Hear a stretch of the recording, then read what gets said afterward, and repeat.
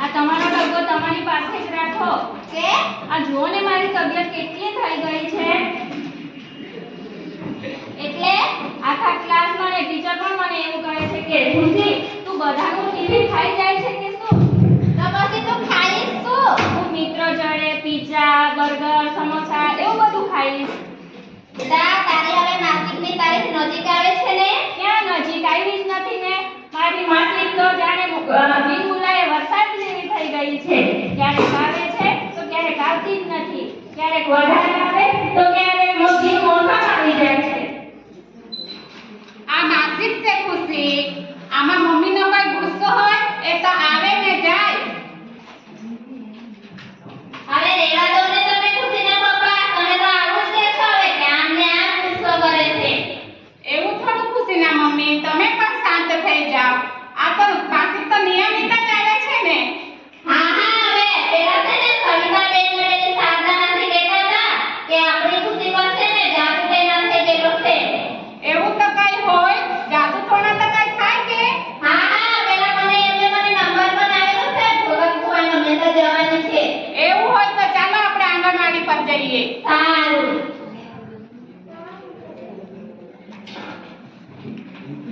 નમસ્તે બેન નમસ્તે કેમ છો સારું કેમ છો ખુશી મજામાં અમારી ખુશીને છે ને વજન વધી ગયેલું છે પછી માસિકની તારીખ બરાબર નથી આવતી એટલે અમે તમને પૂછવા આવેલા છે સલાહ લેવા આવેલા છે એવું છે તો પેલા તો ખુશી સારી હતી ને અત્યારે કેમ એવું છે છે ને પેલા હોસ્ટેલમાં રહેતી હતી ને એટલે સારી હતી હવે ઘરથી છે ને એટલે જાડી થઈ ગઈ છે તો એને છે ને આપણે આંગણવાડીમાં જે 4 પેકેટ પૂર્ણ શક્તિ આપે છે ને એમાંથી જ વાનગી બનાવીને ખવડાવજો એ ખાય તો ને મે બનાવી આપો પણ એને ઘરનું નથી ખાતું એ તો બહારનું ખાતી છે ખુશી બેટા એવું નહીં કરવાનું મમ્મી બનાવી આવે ને એ જ ખાવાનું સારું બેન અમે છે ને પેલા મેં કીધું ચાલો આંગણવાડી પાસે સલાહ લઈ લઈએ પછી દવાખાને જવાના છે તો ખુશીનું જે માસિક ચક્ર અનિયમિત છે ને એના લીધે આપણે પાસે કાલે મમતા દિવસ છે તો એમાં આવજો એટલે નર્સ દેખો ત્યાં આવે છે તો આપણે સલાહ સૂચન આપશે સારું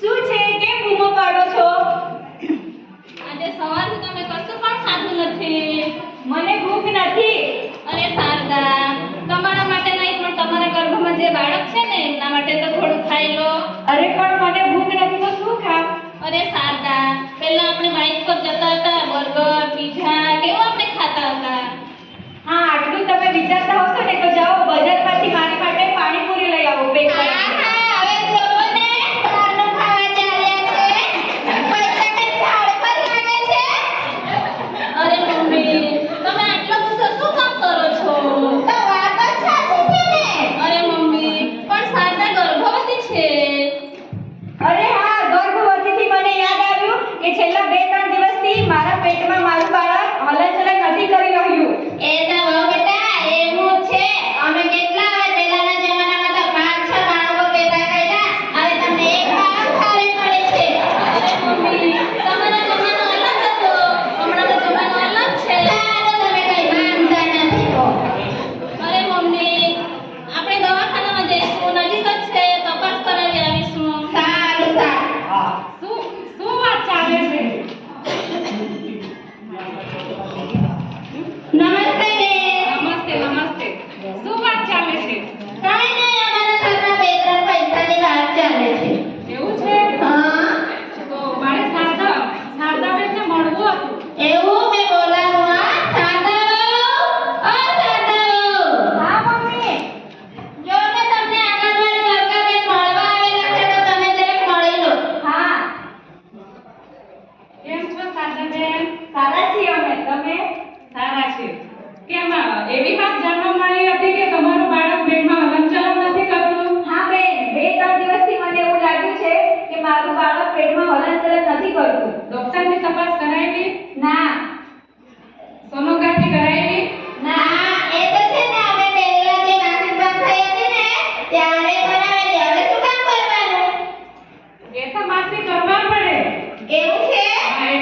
આપણને ખબર પડે કે આપણા પેટમાં બાળક કેવું છે.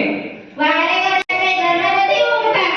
ના માસી, આપણે જવું જ પડે, ડોક્ટરની તપાસ તો કરવી જ પડે. સારું સારું. ચાલો ત્યારે જાઓ.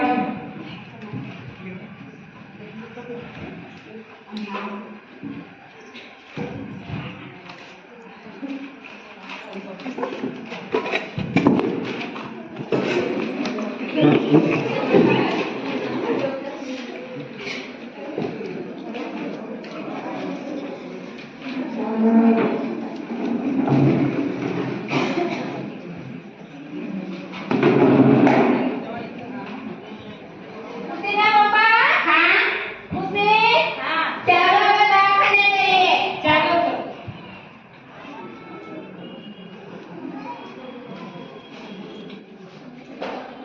શું પ્રોબ્લેમ છે? Ladies problem.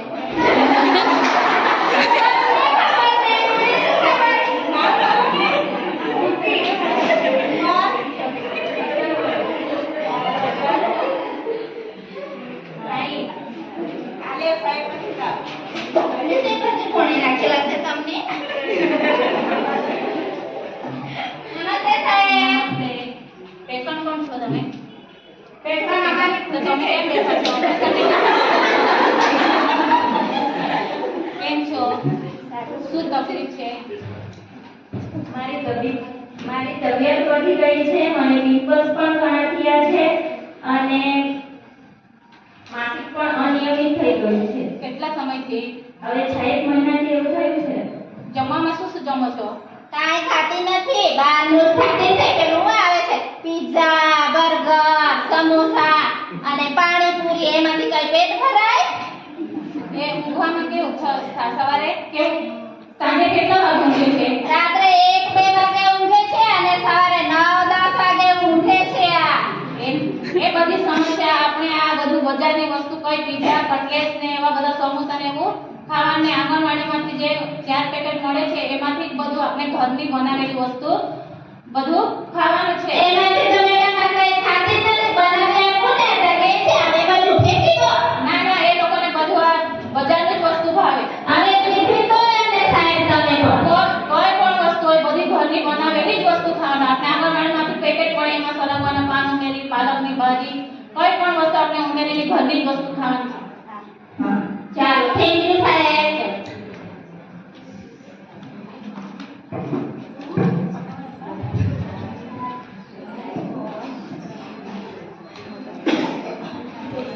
શાંતા બહુ?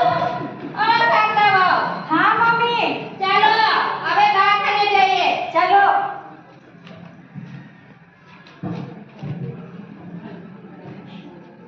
શું નામ છે? તમારું નામ અમને શું ખબર? અરે મમ્મી, આ પેશન્ટનું નામ પૂછે છે. એ એવું કેમ ને એમને? પેશન્ટનું નામ શારદાબેન. હા. ઉંમર? 27 વર્ષ.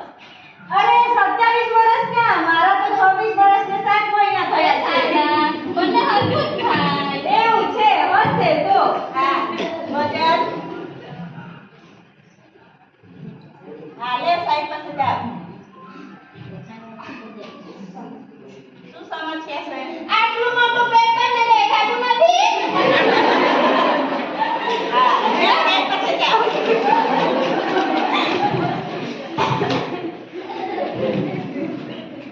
લેવ સાહેબ. આટલી બધી સમસ્યા? આ કહે છે મેડમ મારા પેટમાં કે બાળક હલનચલન નથી થતું. પહેલાના જમાનામાં તો આવું ખબર પણ નહીં પડતી. ઊંઘવાનું જે બરાબર ઊંઘ નથી આવતી ને? હા. ને આ બધી સમસ્યાથી બધું આ થાય છે ને. આ બધું ડોક્ટરને બતાવ્યું? ના, નથી બતાવેલું. ડોક્ટરને 4 વખતની તપાસણી પણ કરાવવાની ને સોનોગ્રાફી પણ કરાવવાની. ખાવામાં શું ખાવ છો? આ મારી વહુ તો છે ને પેલા આમ આવે છે પિઝા, બર્ગર અને છે ને સમોસા ને પાણીપુરી તો છે ને એની પાણીપુરીનું બધું પાણી પણ પી જતી છે.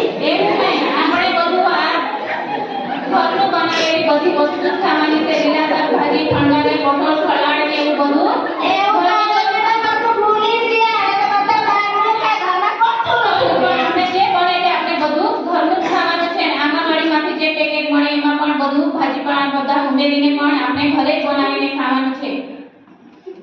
Thank you madam. શારદા બહુ, હા બોલો. અને દીકરા તમે પણ સમજી લો. સાહેબ અને આંગણવાડી વર્કરે પણ કીધું છે કે હવે બહારનું નહીં ઘરનું જ ખાવાનું. હા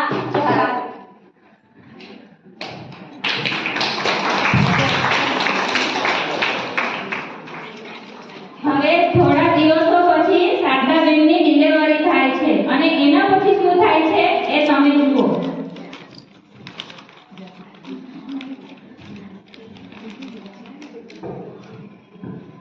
સાંભળો છો? ક્યાં ગયા? મમ્મી ક્યાં છો? અહીંયા આવો તો. હા બહુ બેટા. આ જો ને મારું બાળક ક્યારના સવારથી રડતું છે. ચૂપ થવાનું નામ જ નથી લેતું. એ તો આવું તમે ડિલિવર થયા પછી તો 4-5 દિવસ રડ્યા જ કરે.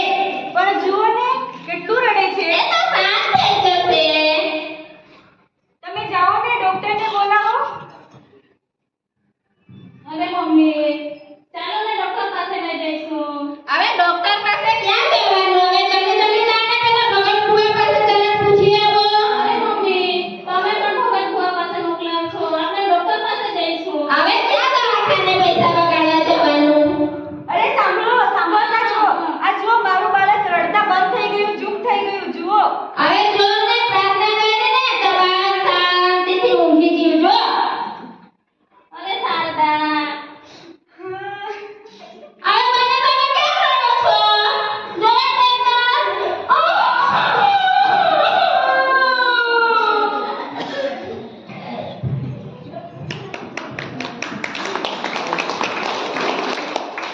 આ અમારા નાટક પરથી અમે તમને બધાને કહેવા માંગીએ છીએ કે જે શારદાબેન છે તે પહેલાથી આંગણવાડીમાં રેગ્યુલર તપાસ કરાવતે, ડોક્ટરની સલાહ લેતે તો એમનું બાળ મૃત્યુ ના થતે. એટલે બાળ મૃત્યુ ના થતે તો હવે એ એમના બાળક જોડે રમતે. આભાર.